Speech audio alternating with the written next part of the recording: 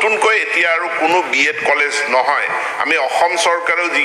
যিসমূহ BEd college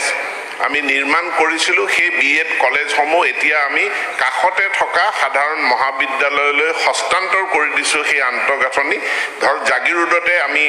BEd college নিৰ্মাণ কৰিছিলোঁ এতিয়া জাগিৰোড মহাবিদ্যালয়ৰ লগত এখন MOU কৰি মহাবিদ্যালয়খনক অৰ্পণ কৰা হৈছে জাগিৰোড মহাবিদ্যালয়ে এই নতুন আন্তঃগাঁথনি লৈ তেওঁলোকে NCTত বিএড কোৰ্সৰ কাৰণে আবেদন কৰিব আবেদন গৃহীত হলে তেওঁলোকে বিএড ইন্টিগ্ৰেটেড বিএড কোৰ্স আজি যেনেকে যোৰহাটৰ বাহনা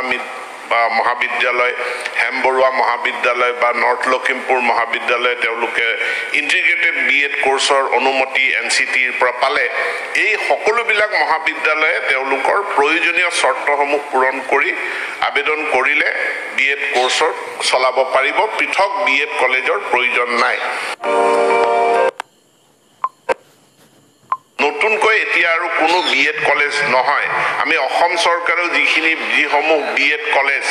আমি নিৰ্মাণ কৰিছিলোঁ সেই বিএড কলেজসমূহ এতিয়া আমি কাষতে থকা সাধাৰণ মহাবিদ্যালয়লৈ হস্তান্তৰ কৰি দিছোঁ সেই আন্তঃগাঁথনি ধৰ জাগিৰোডতে আমি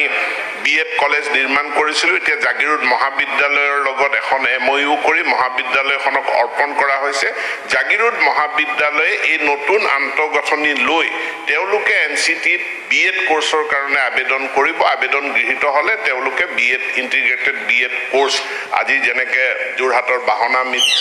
মহাবিদ্যালয় হেমবৰুৱা মহাবিদ্যালয় বা নৰ্থ লখিমপুৰ মহাবিদ্যালয় তেওঁলোকে ইন্টিগ্ৰেটেড বিএড কোৰ্সৰ অনুমতি NCTৰ পৰা পালে এই সকলোবিলাক মহাবিদ্যালয়ে তেওঁলোকৰ প্ৰয়োজনীয় চৰ্তসমূহ পূৰণ কৰি আবেদন কৰিলে বিএড কোৰ্সৰ চলাব পাৰিব পৃথক বিএড কলেজৰ প্ৰয়োজন নাই